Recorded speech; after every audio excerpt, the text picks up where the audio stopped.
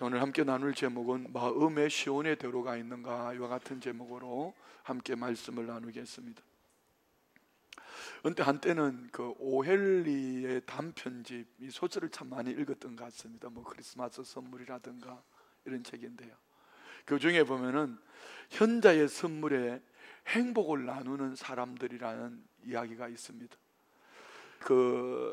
나오는 주인공이 돈니라는 사람인데요, 추운 겨울에 실직을 하게 되고 먹고 살기 어려워서 굶주림에 지쳐 어쩔 수 없이 구걸을 나서게 되었습니다. 돈 많은 사람들이 드나드는 고급 식당 앞에서 한 부부에게 동정을 구했습니다. 그러나 보기 좋게 남편으로부터 거절을 당합니다. 그때 함께 가던 부인이 남편이 퉁명스럽게 거절하는 것을 보고 이렇게 추위에 떠는 사람을 밖에 두고 어떻게 우리만 들어가서 식사를 할 수 있겠냐 하면서 $1, 일부를 그에게 줍니다. 부인은 이 $1로 음식을 사 드시고 용기를 잃지 마세요. 그리고 당신이 직업을 곧 구할 수 있도록 기도할게요 라고 인사를 했습니다. 돈니는 부인 고맙습니다. 저에게 희망을 주셨습니다. 결코 잊지 않겠습니다 라고 답을 하지요. 그러자 부인은 당신은 예수님의 떡을 먹는 것입니다. 이 떡을 다른 사람에게도 나눠주기 위해 노력하세요 라고 단정히 말하고 안으로 들어갔습니다. 돈니는 우선 허기진 배를 그 $1로 채우고 50센트를 남겼습니다. 그때 마침 한 노인이 부러운 듯이 자신을 지켜보고 있습니다. 그래서 그는 남은 돈 50센트를 꺼내서 빵을 사서 노인에게 건네주었습니다. 이 노인은 빵을 조금 떼어 먹다가 남은 빵 조각을 종이에 샀습니다. 돈니가 묻습니다. 내일 먹으려고 합니까? 그는 대답합니다. 아닙니다. 저 길에서 신문을 파는 아이에게 주려고 합니다.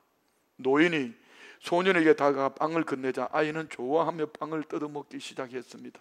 그때 마침 길 잃은 강아지가 빵 냄새를 맡고 꼬리를 치며 다가왔습니다. 소년은 조금 남은 빵 부스러기를 개에게 주었습니다. 소년은 그리고 기쁜 마음으로 신문을 팔러 갔고요, 노인도 일감을 찾아 나섰습니다. 그 모습을 보며 오늘 그 주인공인 돈니는 나도 이렇게 있을 수는 없지 하고 생각하는 순간 강아지 목에 걸려있는 목걸이가 눈에 쏙 들어왔습니다. 돈니는 길 잃은 개의 목걸이에 적힌 주소를 보고 주인을 찾아주었습니다. 주인은 감사해서 돈니에게 돈을 10불을 주면서 당신같이 양심적인 사람을 내 사무실에 고용하고 싶소. 내일 나를 찾아오시오라고 말했습니다. 드디어 돈니는 취직을 하게 되었습니다. 자, 지나가는 한 여인의 $1가 나누어지면서 얼마나 많은 사람들에게 행복하게 하고 또 아름다운 세상을 만들었는지 모릅니다. 이렇게 말할 수도 있어요. 우리가 살아가면은 때로는 저도 마찬가지입니다. 운전을 하고 가다 보면은 저분 돕고 싶어. 근데 주차하기가, 차를 세우기가 참 곤란해요. 그냥 지나쳐 버릴 때가 한 번, 두 번이 아닙니다. 길가에 떨어져 있는 치워야 될 어떤 박스라든가, 그럼 물론 경찰서에다가 신고는 하지만 그 사이에 교통사고가 나면 어떡하지요? 그냥 내 편리한 대로 쉽게 지나쳐 버릴 때가 많습니다. 예전에는 이런 얘기도 했지 않습니까? 지하철역에 껌 파는 아이들 앵벌이라고 그거 팔아주면 안 된다고.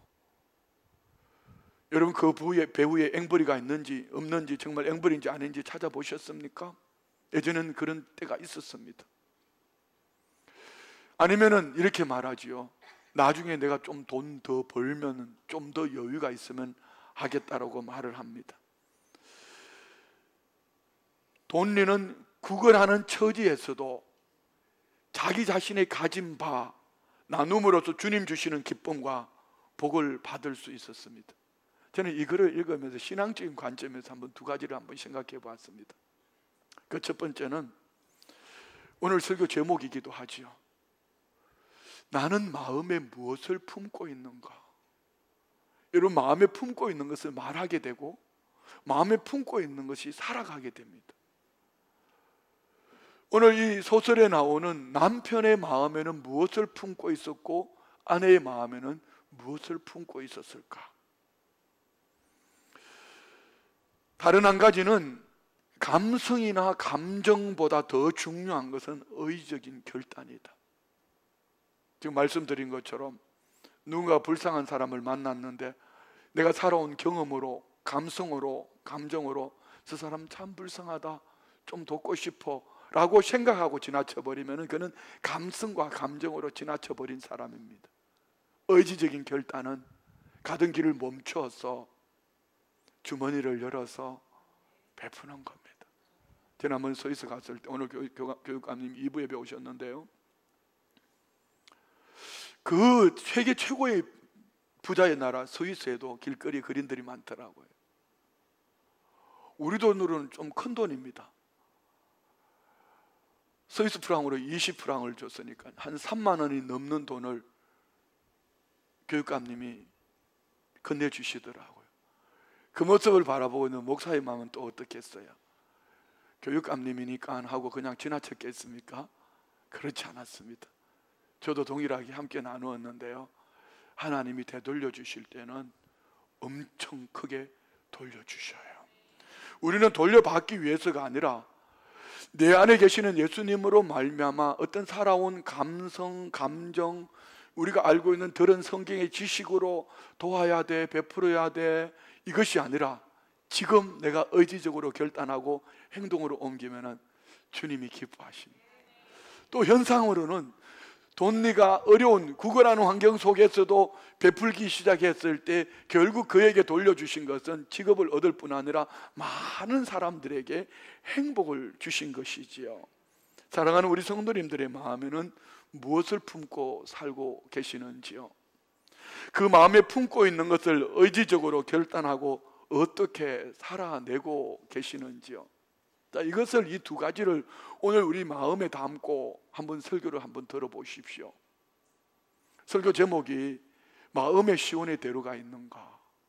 이 말은 여러분 마음의 시온의 대로를 품어야 된다는 얘기입니다.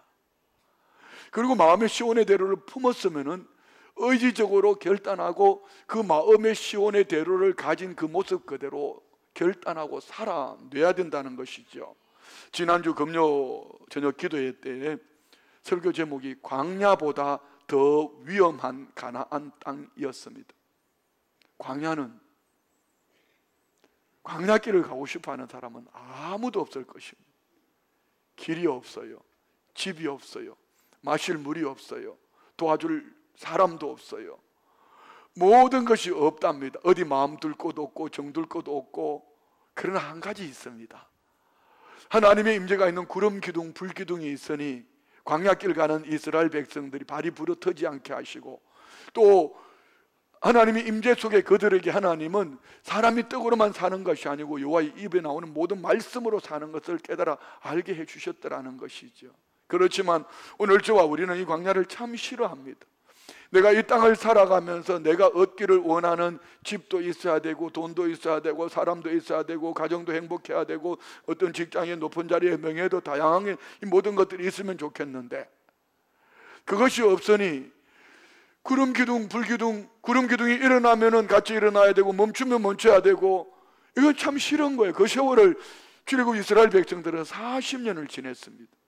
어느 누구도 광야길을 좋아하는 사람은 없습니다. 그런데 광야길은요, 놀라운 축복은, 이따가 말씀을 읽어봅시다. 하나님 이 광야길 가운데 하나님께서 저와 우리가 택한 백성이라면 이 광야길 속에 하나님은 얼마나 놀라운 은혜를 예비해 두셨나.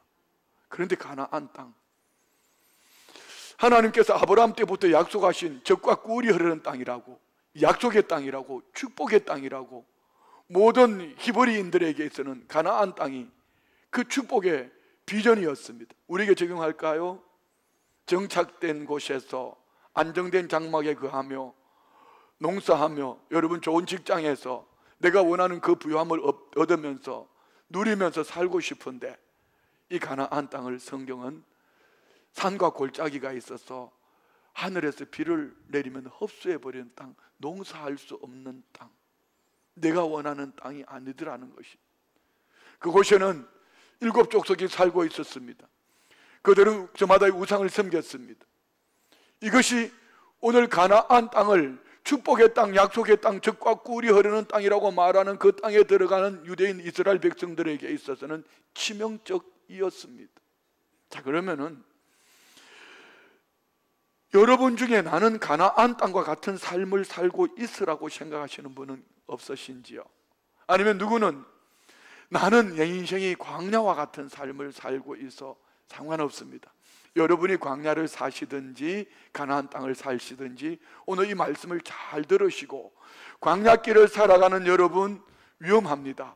그렇지만 이 광야길에 우리가 해야 될 꼭 두 가지만 있으면 이 광야길은 후일에 간증이 됩니다. 간증이 뭐죠? 눈물 골짜기를 걸었던 만큼 하나님의 은혜가 임하여서 하나님이 이렇게 나를 살려주셨고 오늘 내가 이렇게 하나님의 은혜 가운데 살고 있다고. 두 가지는 뭘까요? 하나님의 약속의 말씀을 붙잡으십시오. 그리고 다른 한 가지는요, 인내하십시오. 그것 외에는 어떤 것도 없습니다. 다시요, 광야길에 택한 백성으로서 살아가는 최고의 축복된 비결은 여러분 각 사람에게 주시는 하나님의 약속의 말씀을 붙잡으십시오.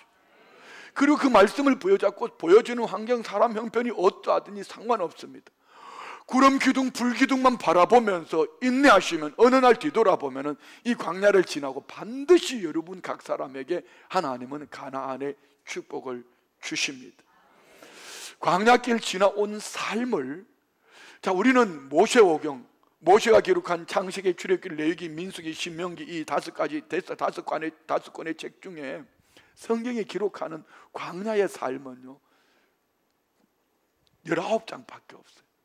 출애굽 1장부터, 그것도 출애굽 이후의 삶은 15장, 거의 몇 장 안 됩니다. 물론 민수기라든가 신명기에서 있지만 민수기, 신명기, 레위기에 출애굽기 20장부터 이 모든 말씀은요 광야길의 삶을 말하려고 하는 것이 아니라 너희들이 가나안 땅에 들어가면 이렇게 살아야 돼. 왜요? 출애굽 과정 속에도 모세를 통해 하나님이 다 기적같이 역사하셨습니다. 우리의 구원도 예수 그리스도를 통하여서 기적같이 역사하신 줄 믿습니다. 우리가 믿기만 하면 됩니다. 할렐루야. 여러분의 눈물 골짜기 광야를 지나갈 때 뭘 교만할 게 뭐가 있고 그들은 피울 게 뭐 있습니까? 죽을 지경인데요. 구름 기둥, 불 기둥밖에 안 보입니다. 그런데 가나안 땅에 들어가는 그 순간부터 우리가 선택해야 될 것도 많고 헷갈리기 시작합니다. 자, 한번 볼까요? 신명기 8장 11절로 16절에 세 가지로 말합니다. 내가 오늘 내게 명하는 첫째, 여호와의 명령과 법도와 규례를 지키지 아니하고 내 하나님 여호와를 잊어버리지 않도록 삼갈지어다. 두 번째, 내가 먹어서 배부르고 아름다운 집을 짓고 거주하게 되며 또 내 소와 양이 번성하며 내 은금이 정식되며 내 소유가 다 풍부하게 될 때에, 가나안 땅에서 살만할 때 말입니다. 그 다음 절에 중요한 말씀이 있습니다. 내 마음이 교만하여 내 하나님 여호와를 잊어버릴까 염려하노라. 여호와는 너를 애굽 땅 종되었던 집에서 이끌어내시고, 자, 여기 보세요. 자, 우리 마음의 교만이라고 그랬습니다. 이렇게 말해야 되죠. 너 마음이 망각했구나, 너 망각해서 내 하나님 여호와의 은혜를 잊어버렸네, 이렇게 말을 해야 되는데 하나님의 은혜를 잊어버린 것을 성경은 뭐라고 말하지요? 교만이라고 말합니다. 하나님이 제일 싫어하는 것이 교만이에요, 여러분. 하나님은 교만한 자를 물리친다 했습니다. 자, 여러분이 교만하면 어떤 생각이 들죠? 교만하면 잘난 체하고 말입니다. 남을 업신여기고 말입니다. 자기 혼자 잘났다 그러고 말입니다. 이거는 우리는 보편적으로 교만이라고 얘기합니다. 그러나 예수님이 교만을 말하는 것은, 하나님이 교만을 말씀하시는 것은 하나님의 은혜를 잊어버리고 망각하고 살아가는 그것을 교만이라고 말합니다. 내 마음이 교만하여 내 하나님 여호와를 잊어버릴까 염려하노라. 왜요? 스스로 마음이 높아졌어. 하나님이 하나님 되지 못했고, 예배가 예배 되지 못했고, 기도가 기도 되지 못했고, 직분의 사명이 그것이 무엇인지 눈물로 받았지만 그 삶을 살아내지 못할 때 하나님 다시 말씀한, 여호와는 너를 애굽 땅 종되었던 집에서 이끌어내시고, 우리가 지금 할까요? 죄와 허물로 죽었던 너를 구원하셨다. 이게 기적 아닙니까? 다음 절 볼까요? 너를 인도하여 그 광대하고 위험한 광야 곧 불뱀과 전갈이 있고 물이 없는 간조한 땅을 지나게 하셨으며, 또 너를 위하여 단단한 반석에서 물을 내셨으며 내 조상들도 아직 못하던 만나를 광야에서 내게 먹이셨나니, 다 같이 시작. 이는 다 너를 낮추시며 너를 시험하사 마침내 내게 복을 주려 하시오. 자, 여러분이 광야라고 생각하시는 분은 낮아지십시오. 더 겸손하십시오. 말씀합니다. 오늘 애굽을 나와서 광야길을 가는 이 백성들에게 하나님은 그들에게 뭘 원하셨다고요? 너를 낮추시고 너를 시험하서, 결론은 뭡니까? 너 복 주려는 거야. 여러분에게 혹 목사님 나는 죽을 병이 걸려서 광야입니다. 더 낮아지십시오. 더 겸손해지십시오. 하나님께서 마침내 복을 주시겠다는 겁니다. 물질 때문에, 사람 때문에, 여러분의 크고 작은 일들, 형편 때문에 여러분 마음의 광야를 만났다고 생각되어집니까? 더 낮아지십시오. 더 겸손하십시오. 더 주님께로 가까이 다가가십시오. 마침내 하나님께서 여러분, 저와 우리 모두에게 복 주시는 이런 은혜가 있기를 주의 이름으로 축원드립니다. 여러분, 가나안의 복을 받고 계시는지요? 가나안의 복은 환경이나 눈에 보이는 그 무엇이 아니라고 성경은 말씀합니다. 봅시다. 신명기 11장 8절부터 12절까지요. 그러므로 너희는 내가 오늘 너희에게 명하는 모든 명령을 지키라. 그리하면 너희가 강성할, 어디에서요? 가나안 땅에서 말이에요. 너희가 건너가 차지할 땅에 들어가서 그것을 차지할 것이며, 또 여호와께서 너희의 조상들에게 맹세하여 그들과 그들의 후손에게 주리라 하신 땅, 곧 젖과 꿀이 흐르는 땅에서 너희 날이 장구하리라. 10절요. 내가 들어가 차지하려 하는 땅은 내가 나온 애굽 땅과 같지 아니하니. 자 보세요. 애굽 땅과 네가 나온 애굽 땅, 종살이 하던 그 애굽 땅과 네가 들어가서 얻을 차지할 그 땅을 이렇게 비교합니다. 너희가 거기에서는, 너희가 어디에서? 애굽 땅에서 너희가 파종한 후에 발로 물대기를 채소밭에 된 것 같이 하였거니와. 무슨 얘기입니까? 예수를 믿기 전에는 내가 법인이 내 마음대로 하고 싶은 대로 살았습니다. 그러니까 뭐 그렇게 산 거죠. 그런데 그 살아가는 삶이, 환경이 눈에 보이는 초점에 모든 표적이 있는데, 날강물을 끌어서 그 날강 평지에서 농사하기 최고로 좋은 땅. 다시 말씀드리면 여러분, 예수 안 믿고 사는 것이 여러분 육체에게는 훨씬 더 편합니다. 잘 한번 생각해 보세요. 여러분은 순복음 춘천교회를 잘못 만난 겁니다. 춘천에 있는 400개 교회 중에 제일 힘든 교회를 만났습니다. 왠지 아십니까? 여러분이 애굽 땅에서 사는 것처럼 사는 꼴을 이 목사가 못 봐주고 우리 성도님들이 못 봐줍니다.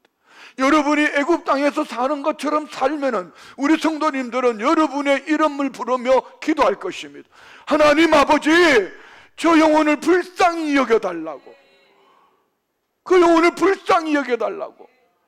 여러분, 절대로 우리 교회는 여러분이 애굽 땅에서 사는 것처럼 눈에 보이는 환경, 사람 형편 때문에 주님도 떠나서, 하나님도 떠나서, 예배도 떠나서, 내가 있어야 될 자리를 떠나서 여러분 애굽 땅에서 파종한 후에 농사하기 좋은, 내가 원하는 내 입에 먹고 싶은 거, 누리고 싶은 거 다 누리도록 여러분이 신앙인이라면, 순복음 춘천교회 성도라면 그렇게 살도록 절대로 내버려 두지 않습니다. 다음 절 볼까요? 자, 가나안 땅은 어떤 곳인가 봅시다. 너희가 건너가서 차지할 땅은 산과 골짜기가 있어서 하늘에서 내리는 비를 흡수하는 땅, 농사하기 제로입니다. 산이 있고 골짜기 있는데 물을 가둬놓을 수가 없어. 농사할 수 없는 땅입니다. 자, 여러분, 예수를 믿으면은 착각하지 마세요. 예수를 믿으면 부자 될 수도 있고 건강할 수도 있고 자녀가 잘 될 수도 있지만 그것은 본질이 아니고 비본질입니다. 너희는 먼저 그 나라와 그 의를 구하라. 그리하면은 여러분 모두에게 때를 따라 부유함도 주시고 건강도 주시고 자녀의 삶도 사업도 직장도 여러분 하나님께서 때를 따라 도우심을 믿습니다. 예수 믿어서 농사 잘 짓자, 예수 잘 믿어서 좋은 집에 살고 예수 믿어서 좋은 차 타고 넓은 집에 살자, 이것이 아니라는 것이죠. 여러분, 너희가 들어가 얻을 땅은, 건너가 얻을 땅은 산과 골짜기가 있어서 하늘에서 비를 내리면 흡수해버리는 땅, 농사할 수 없는 땅. 그런데 이 땅이 어떻게 젖과 꿀이 흐르는 땅, 축복의 땅, 약속의 땅이 될 수 있을까요? 12절 봅시다. 내 하나님 여호와께서 돌보아 주시는 땅. 그 하나님이 누굽니까? 온 우주 만물을 말씀으로 창조하시고 지금도 통치하시는 하나님이 하나님이 돌보아 주시는 여러분 되십시오. 여러분, 하나님이 돌보아 주시는 여러분 되십시오. 여러분은 가나안 땅입니다. 언제부터요? 연초부터 연말까지 내 하나님 여호와의 눈이 항상 그 위에 있느니라. 하나님이 불꽃 같은 눈동자로 정월 초하는 날부터 12월 31일까지 하나님이 때를 따라 도와주시니, 자, 그러면은 여러분 이 은혜와 이 축복을 받는 비결이 어디에 있을까요? 자, 오늘 이 말씀 때문에 13절 말씀 때문에 이 말씀을 금요일에 나눈 말씀을 다시 소환한 거예요. 13절 말씀 볼까요? 세 가지. 내가 오늘 너희에게 명하는 내 명령을 너희가 만일 청종하고 너희 하나님 여호와를 사랑하여 마음을 다하고 뜻을 다하여 섬기면, 이 세 가지 말입니다. 자, 여러분은 지난주 설교를 어떻게 들으셨는지요? 교회는 무엇이고 성전은 무엇이고 예배당은 무엇이죠? 자, 구약 성경에서는 출애굽 광야길을 가는 이스라엘 백성들을 하나님은 성막에서 만나 주셨습니다. 텐트에서 만나 주신 거죠. 그래서 솔로몬의 때는 성전을 건축하고 예수님이 오시기까지, 이전까지 그들은 성전에서 지성소에서 하나님을 만났습니다. 예수님이 오시고 난 다음에 천국이 가까워졌느니라 누구든지 주의 이름을 부르는 저와 우리 모두가 성전 되어진 줄 믿습니다. 지금 이 시대의 성전은, 이 건물은요, 예배당이에요. 그러면은 예배당은 어떤 곳일까요? 성전된 우리가 교회로 모여서 예배하는, 정해진 시간에 정해진 공간에 예배하는 이곳이 예배당이고, 여러분 모인 이 모임이 교회고, 여러분 각 사람은 성전 되어진 줄 믿습니다. 그러면 여러분 묻습니다. 내 마음에 시온의 대로가 있는가? 시온은요, 시온산 안에 예루살렘 성전이 있으니 다윗 왕 시대 때에 그들은 그곳에서 하나님을 예배했고 하나님을 만났으니, 시편 84편은 하나님의 성전에서 예배하고 하나님을 만나고 용서받고 형제들을 만나고 하나님을 아버지라 부르짖는 응답도 축복도 받기를 원했는데 그것을 할 수 없으니 하나님의 성전을 사모하는 노래가 시편 84편이에요. 그러면 우리가 이 시대를 살아가면서 우리 안에 마음의 시온의 대로는 무엇일까요? 지난 한 주간 많이 고민했습니다. 우리 성도님들이 이 마음의 시온의 대로를 어떻게 말씀으로 증명해 보여드릴까? 성령님이 깨닫게 해주셨어요. 그 말씀이 지금 읽었던 신명기 11장 13절 말씀입니다. 여러분 마음의 시온의 대로, 하나님을 향하여 성전된 여러분이 마음의 대로가 열려 있으면 세 가지 특징이 있습니다. 첫 번째, 따라합시다.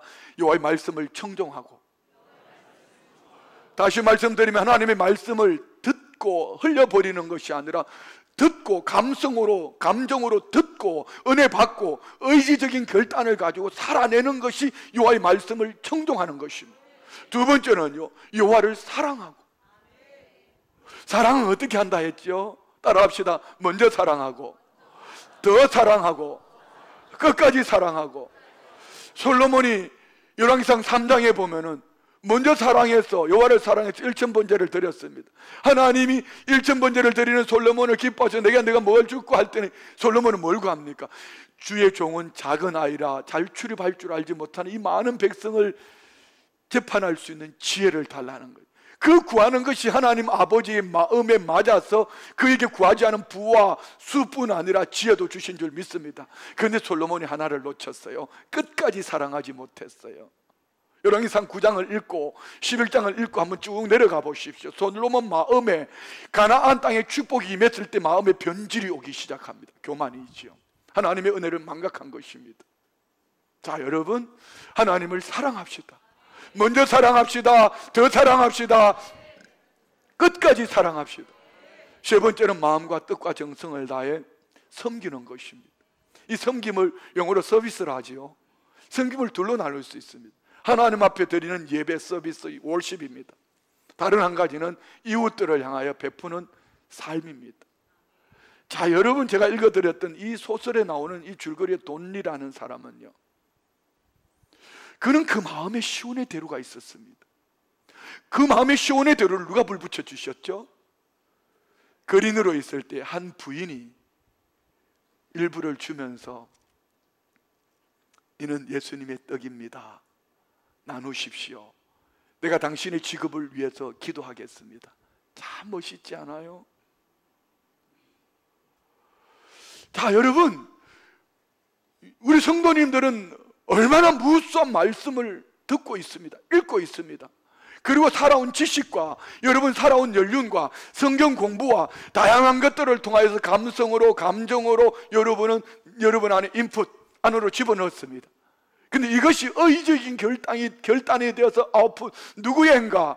하나님을 사랑해서 예배하며 이웃들을 향한 베풀며 우리 교회가 지향하는 다음 세대들과 선교와 전도에 열심을 낸다면 여러분 마음의 시온의 대로가 있습니다. 마음의 시온의 대로를 꼭 명심하십시오. 신명기 11장 13절 여호와의 말씀을 청종하고 여호와를 사랑하고 마음과 뜻과 정성을 다해서 하나님을 섬기고 이웃들을 섬기는 이 세 가지가 여러분 안에 있다면 여러분 마음에는 시온의 대로가 있습니다. 자, 이 마음의 시온의 대로를 가진 자에게 하나님은 어떤 복을 주신다고 약속하시지요? 여호와께서 너희의 땅에 이른비 늦은 비를 적당한 때에 내리니. 무슨 얘기죠? 따라합시다. 때를 따라 돕는 은혜.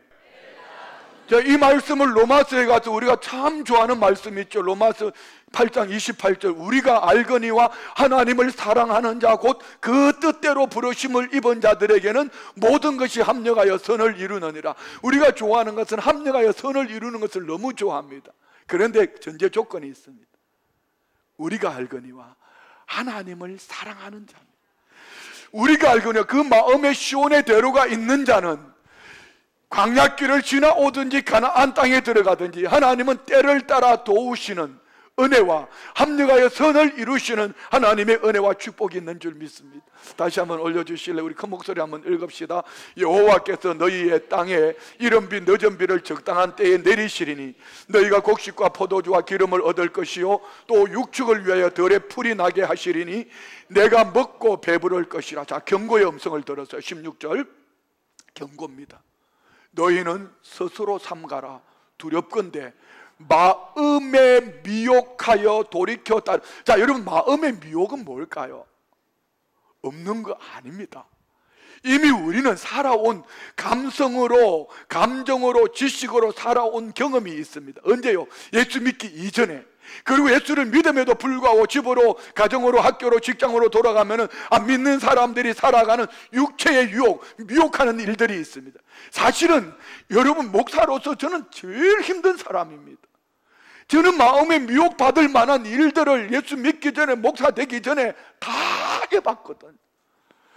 자, 여러분 이 마음의 미혹이라는 것은요, 우리가 마음의 시온의 대로가 없이 자연스럽게 내버려 두면은요 순식간에 우리는 미혹됩니다. 뭐 거짓말을 시키는 것도요, 사기를 치는 것도요, 순식간에. 이것을 성경은 뭐라고 말하죠? 다른 신들을 섬기며 그것에게 절함으로 17절 여호와께서 너희에게 진노하사 하늘을 닫아 비를 내리지 아니하여 땅으로 소산을 내지 않게 하심으로 너희가 여호와의 주신 아름다운 땅에서 속히 멸망할까 하노라. 이것이 여러분 광야보다 더 험악한 가나안 땅, 어려운 것이 가나안 땅입니다. 가나안 땅에는 우리가 선택해야 될 것들이 너무나 많습니다. 우리 육체적으로, 감성으로, 감정으로 길들여져 있는 것을 너무나 많이 보게 됩니다. 이것을 우리가 여호와를 사랑해서 하나님의 말씀을 듣고 청종하고 듣고 순종하여서 하나님을 예배하고 이웃들을 섬기는 그 마음의 시온의 대로가 없으면 순식간에 우리는 미혹되어서 아무리 목사가 외쳐도, 주중 예배를 외쳐도, 뭐 금요 저녁 기도를 외쳐도, 이름을 부르면서 외쳐도 거뜩도 안 합니다. 그거는 목사가 하는 얘기고. 왜요? 이미 마음에 미혹되어서, 여러분 그 길은요, 가나안 땅을 살고 있으면서 하나님의 진노 속에서 멸망길로 가고 있다는 증거입니다. 명심하셔야 합니다. 너무 오해는 하지 말고요. 금요 저녁 기도 안 나왔다고, 수요예배 안 나왔다고 내가 가나안 땅의 멸망, 그건 아닙니다. 제가 말씀드리는 것은 내 마음의 시온의 대로가 있냐는 것이죠. 자, 오늘 본문 5절 말씀 보세요. 주께 힘을 얻고 그 마음의 시온의 대로가 있는 자는 복이 있나니. 자, 성경 10편 84편에는 복 있는 거 세 가지를 말하더라고요. 첫 번째는 주의 집에 사는 자가 복이 있대. 그 마음의 시온의 대로가 있는 자가 복이 있대. 그러면 여러분, 우리 다른 얘기 할 거 없어요. 하나님의 집은 우리 스스로 하나님 집이잖아요. 성전이잖아요. 그러면 우리 마음의 시온의 대로만 있으면 되는 것입니다. 할렐루야. 그런데 이 말씀을 표준시의 번역으로는 이렇게 번역을 해놨어요. 주님께서 주시는 힘을 얻고, 이 얘기는 예수 믿고 구원 얻었냐는 겁니다. 여러분 예수 믿으십니까? 예수 믿고 구원 얻었습니까? 주님으로부터 기적 같은 영생을 선물로 받았잖아요. 그리고 우리는 마음이 이미 시온의 순례길에 오른 사람들은 복이 있도다. 예수를 믿고 내 안에 성령님이 계시면 우리는 이미 그 마음이 시온의 순례길에 올라 있다는 것을 믿으시기 바랍니다. 할렐루야. 마음의 시온을 향하여 오르는 순례길이라고 말했는데, 이것은 마음의 길이 있다는 것입니다. 본문은 마음의 시온의 대로라고 이렇게 표현을 했는데요, 마음 속에 하나님을 향하여 가는 길이 있는데, 이는 하나님의 백성들의 당연한 도리이고 하나님의 백성들의 특징입니다. 그들의 마음에는 하나님이 명하시는 명령을 청종하고 하나님 여호와를 사랑하여 마음을 다하고 뜻을 다하여 여호와를 섬기는 삶을 살아가려고 그 마음에 품고, 돈리처럼 말입니다. 그 부인처럼 말입니다. 그 마음에 품고 의지적으로 결단하고 살아갈 때 진정한 하나님 나라 백성으로 하나님께서 때를 따라 도우시는 복된 삶, 합력하여 선을 이루는 삶을 살아내게 될 줄 믿습니다. 여러분들은 직장에서 일하거나 사업장에서 내가 만나지는 이들 앞에 어려운 이들을 바라보며 하나님을 예배함과 같이 정말 그렇게 살아내시는지요? 아무나 할 수 있는 일은 아닙니다. 마음의 시온의 대로가 있는 사람이 그렇게 살아갑니다. 하나님께로 향하여 난 길을 걸어가는 사람들이기 때문입니다. 저는 목회하면서 목회 현장에서 제일 좋을 때가 딱 두 가지입니다. 지금처럼 설교할 때, 오늘같이 바깥에 얼마나 더워요. 이 무더위 속에 계시다가 시원한 에어컨 밑에 들어오니까 그냥 눈도 오고 잠도 오고, 이제 벌써 설교 시간이 30분, 35분이 지나가니 끝나야 되는데 끝날 김새는 안 보이고, 뭐 이렇게 막 조금만 눈 감고 있다가 뭐 끝나겠지 뭐 이렇게 싶으지만 저는 그래도 괜찮아요. 제가 오늘 설교 준비는요, 사실은요 A4로 14포인트 6장을 준비했습니다. 이게 6페이지 끝이거든요. 이게 6페이지 끝이거든요. 자, 여러분 14포인트 6장을 그냥 띄어쓰기 하고 또렷하게 읽어 내려가면 20분이면 읽을 수 있습니다. 제가 오늘 설교 45분 합니다. 25분은 성령님이 여러분에게 들려주시는 말씀입니다. 저는 지금 성령님과 동업하고 있지요. 여러분, 이런 거 말입니다. 여러분 삶 속에 성령님과 한번 동업해 보십시오. 얼마나 행복한지. 또 다른 한 가지는요, 신방할 때입니다. 요즘은 뭐 병원에도 오지 마라 그러고 집에도 오지 마라 그러고, 뭐 여기 오지 말라 그러니까 뭐 이제 우리 교구장님들이 가서 또 신방 보고해 주신 가지고 전화하고 메시지 보내고, 뭐 이게 신방입니다. 주거니 박거니 뭐 권사님 치료하시라고 기도문 적어서 보내고, 뭐 이런 게 이게 행복이에요. 근데 어쨌든 제일 중요한 거는요, 설교할 때, 성도님들 신방할 때 너무 행복합니다. 근데 내가 제일 목회하면 제일 힘든 게 뭔지 아십니까? 제가 지금 이 설교한 설교를 이 한 주간에 한 4-5번은 듣습니다. 이유는 딱 2가지입니다.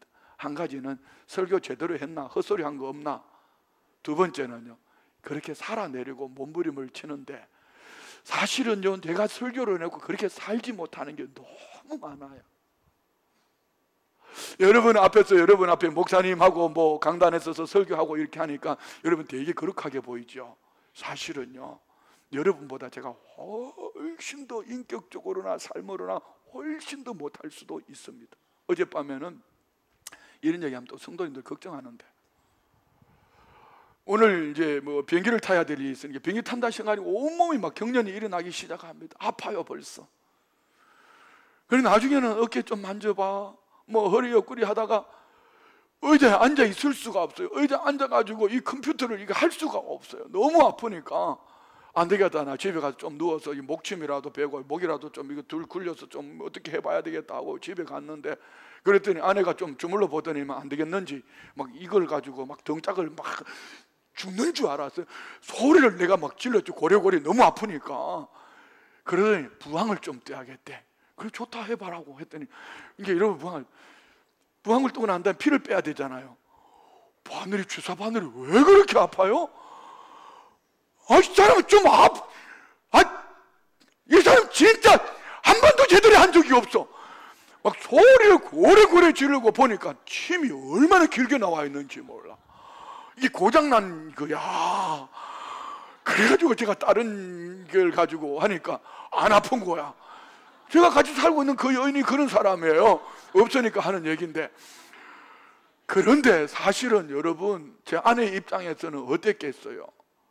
남편이 아프다가 하니 마음이 아프니까 뭐 하다가 안 되니까 이걸로 하다 안 되니까 부항을 하고 뭐 어떻게든 좀 살려보겠다고 막 피를 빼고 막 이렇게 하는데, 아니 벌써 산 연수가 벌써 40년이 다 돼 가는데, 이거 여러분 제가 그런 사람이에요. 표정들이 왜 그래요 갑자기? 근데 여러분 집에 같이 사시는 그분들은 안 그렇죠? 제가 말씀드린 건 이겁니다. 정말 힘든 것이 이겁니다. 여러분에게 더 많이 사랑을 공급하고 싶고 더 많은 은혜로 말씀을 부드럽게 뭐 귀납법적으로 귀에 납득이 가도록 이렇게 설교를 하고 싶은데 그게 참 잘 안 돼요. 그래서 어떨 때는 내 안에 있는 이 죄성을 보면서 제가 스스로 생각합니다. 너 예수 믿는 사람 맞냐? 너 목사 맞아? 그렇지 않아도 새벽에 뭐 설교를 좀 세게 하고 나고 그 다음날은요 막 뭘 먹지를 못해요. 그날은 먹지를 못하면, 이번 주에도 있었습니다. 아침 점심을 못 먹었습니다. 그런 날이 있단 말이에요. 어떨 때는 막 한 주간을 그렇게 속이 뒤틀려 있어요. 근데 거기다가 목사님 설교 꼭 그렇게 해야 돼? 이거 한번 해봐. 네 목사 맞아? 그러면 평생 원수집니다. 그럴 때는 이렇게 말해야 돼. 따라 해봐요. 목사님 괜찮어. 다 우리 은혜 받으라고 하는 거야. 시작.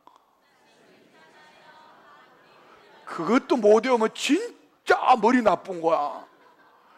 제가 설교 세게 하는 날은 여러분이 제게 힘주시는 방법은 딱 그 하나밖에 없어요. 목사님 괜찮아. 우리 은혜 받으라고 하는 얘기니까 목사님 괜찮아. 이렇게 해야 되는데, 막 여러분이 막 메시지 보내가지고 오늘 뭐 이렇게 하고 막 여러분이 마음에 안 드는 거 얘기하고 막 해봐요. 그냥 스스로가, 안 그래도 진짜 내가 스스로가 내가 진짜 목사 맞아 이렇게 하는데 거기다가 불난집에 갖다 기름 끼얹고 부채질 하는 거죠. 뭐 제가 말씀드리고 싶은 건 이겁니다. 여러분은 어떠신지요? 오늘은 2024년 침례식이 있는 날입니다. 또한 침례식이, 제가 이제 오후에 침례식이 끝나면은 6월 22일 날 6월 12일 날 필리핀에서 연합 집회할 때 한 3,000명 모였는데요. 그때 전도되어져 온 사람들이 한 300여 명이 됐는데, 이분들이 각 교회들이 그동안 신앙 교육을 시키고 이 얘기예요. 네가 설교해서 이 사람들 예수 믿게 만들었으니 네가 와서 침례식을 해달라는 거야. 핑계 대는 거죠. 내가 뭔 그 설교 한번 설교했다고 사람들이 예수 믿겠다고 하겠어요? 와서 침례식을 해달라는 거지. 한꺼번에 300명이 침례를 받는 거야. 올해 우리 교회 침례 몇 명 받는지 아세요? 1년 동안 우리가 농사를 지어서 오후 예배 와보시면 알아요. 오후 2시에 와보면은 침례 몇 명 받는지 압니다. 그런데 필리핀에서는 한 번 연합 집회하면서 3,000명이 모인 그 자리에서 10분의 1이 예수를 믿기로 결단하고, 물론 나머지는 예수 믿는 사람이고요, 침례식을 하는데 이제 침례식을 하러 갑니다. 자, 여러분, 침례식의 의미가 무엇이지요? 첫 번째, 침례식은 우리가 예수님과 함께 죽어서 죄를 청산했음을 공식적으로 선포하는 의식, 예식이 침례식입니다. 죄에 대한 공식적인 선포는 죽음인데요, 처음 사람 아담이 범죄했을 때 창세기 3장 19절에 보면은 내가 흙으로 돌아갈 때까지 얼굴에 땀을 흘려야 먹을 것을 먹으리니 내가 그것에서 취함을 입었으면 너는 흙이니 흙으로 돌아갈, 이 말은 죽는다는 얘기입니다. 심판요. 여러분 한번 보십시오. 산 사람과 죽은 사람 차이가 뭐죠? 사람이 죽으면은요 몸이 썩어요. 썩음으로 끝나는 것이 아니라 몸은 흙으로 돌아갑니다. 이 뭐죠? 죄의 심판의 결과가 죽음이 왔고 죽음은 흙으로 돌아간다, 이 이야기입니다. 그래서 바울 사도는 로마서 6장 23절에 죄의 삭선 사망이요 하나님의 은사는 그리스도 예수 우리 주 안에 있는 영생이니라 말씀합니다. 예수 그리스도의 죽으심에 대해서 히브리서 9장 12절은 염소와 송아지의 피로 하지 아니하고 오직 자기의 피로 영원한 속죄를 이루사 단번에 성소에 들어가게 하셨느니라. 예수님이 십자가의 죽으심으로 우리 모두는 영원한 속죄, 예수 그리스도를 믿으면 죄사함을 얻게 되는 줄 믿습니다.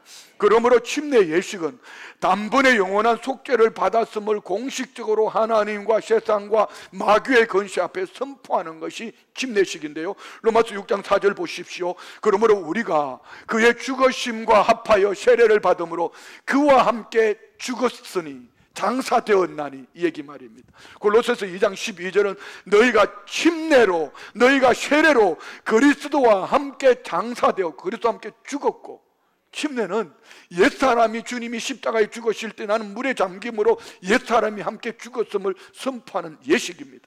두 번째 침례 예식은 우리가 예수님과 함께 살아났음을 공식적으로 선포하는 것입니다. 혹시 오늘 여러분 우리 뒤에 침례탕에 물을 어제부터 우리 사랑의 봉사대 장로님들 물을 잘 받아 놓으셨어요. 아주 따뜻하게 미지근하게 받아 놓으셨어요. 목사님 나 살기 싫어 하고 물속에 들어가거든. 그냥 물속에서 안 나올 생각하지 마세요. 물속에 집어넣을 때도 제가 집어넣지만은 제가 여러분 30초도 안 집어넣습니다. 왜? 5분만 집어넣으면 다 죽어버리거든. 뭐 살기 싫으면 미리 저한테 청탁을 하세요. 목사님 나 죽여줘. 그러면 내가 발로 꼭 밟고 있을 테니까. 그런데 그러면 제가 살인자 되잖아요. 여러분 끄집어낼 겁니다. 자, 침례식 속에 에베소서 2장 5절 말씀은 허물로 죽은 우리를 그리스도와 함께 살리셨고 일으키셨고 너희는 은혜로 구원을 받은 것이라 믿으십니까? 그러므로 침례받은 성도는 로마서 6장 4절에 말씀하시는, 우리 한번 봅시다. 뒷부분, 그리스도를 죽은 자 가운데 살리심과 같이 우리로 또한 새 생명 가운데 물에 잠긴도록 내버려 둔 것이 아니라 살려서 새 생명 가운데 행하게 하려 하심이라. 할렐루야. 이것을 에베소서 2장 6절에는 함께 일으키사 그리스도 예수 안에서 함께 하늘에 앉히시니라고 말씀합니다. 침례 예식은 영생을 얻어 일으키심을 입은 자로, 공식적으로 영생을 얻은 자로 영원토록 삶을 선포하는데, 이 영생을 우리말로는 영생하면 시간을 얘기하는 것처럼 보여지지만 영어로 보면 이 영생이 확실하게 구분이 되어 있습니다. 이 영생은 한번 봅시다. 이터널 라이프, 이 얘기는 무슨 얘기죠? 시간적으로 영원히 사는 시간을 말하는 거예요. 그런데 이 영생은 시간으로 사는 것을 말하지 않습니다. 지옥에서도 영원토록 삽니다. 이것도 영생입니다. 그런데 영생은 뭘까요? God's life, 하나님의 생명으로 영원토록 살아야 합니다.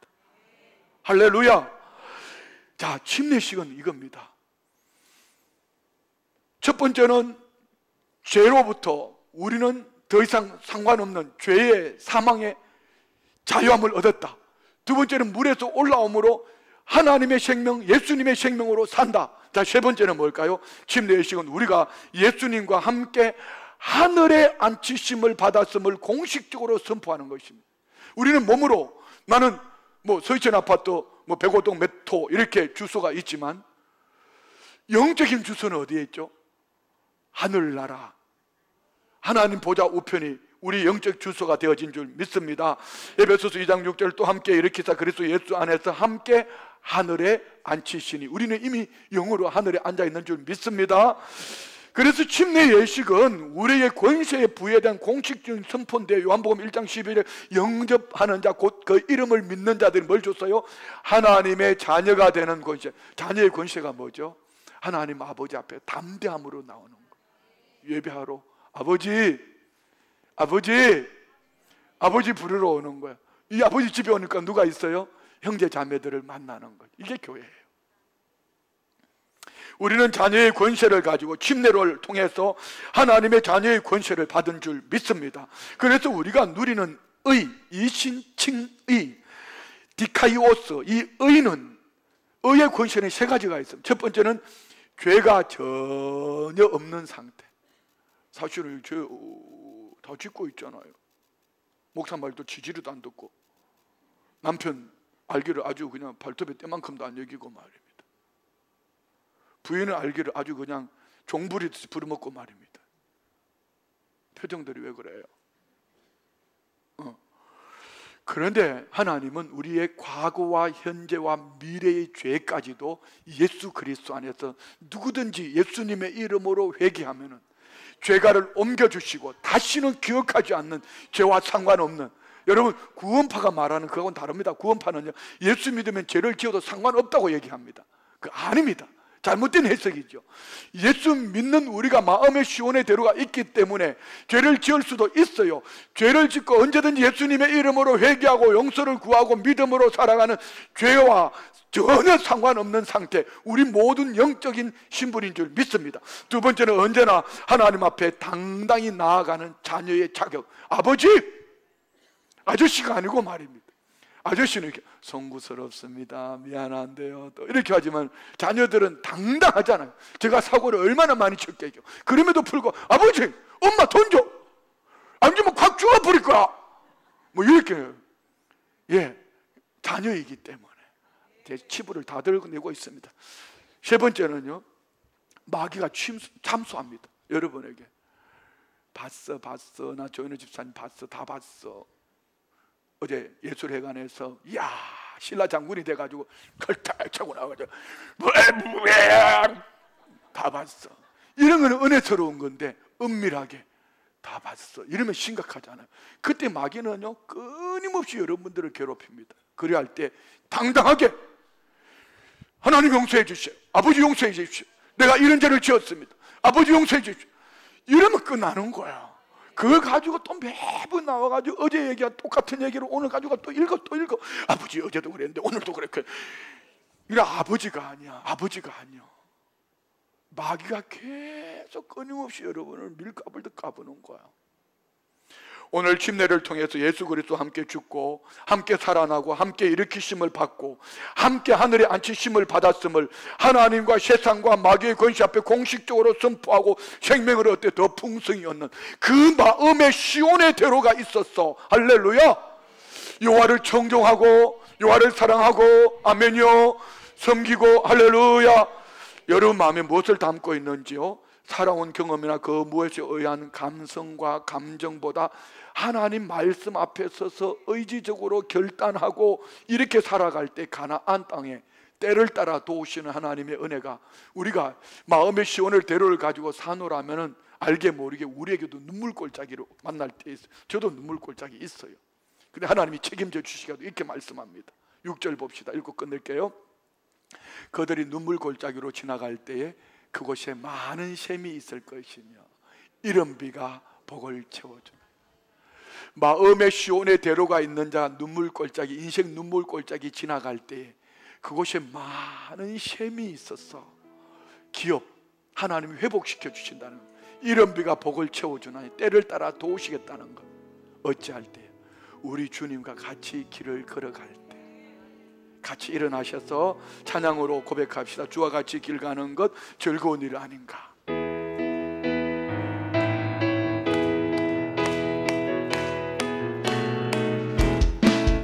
주와 같이 길 가는 것 즐거운 일 아닌가. 우리 주님 걸어가시 알자 길을 밟게 해. 한 걸음 한 걸음 주 예수와 함께 날마다 날마다 다시 한번 주와 같이 길 가는 것. 주와 같이 길 가는 것 즐거운 일 아닌가. 우리 주님 걸어가시 알자 길을 밟게 해. 한 걸음 한 걸음 주 예수와 함께 날마다 날마다 우리 걸어가리. 다 같이 말씀을 생각하며 합심으로 기도합니다. 좋으신 아버지 하나님,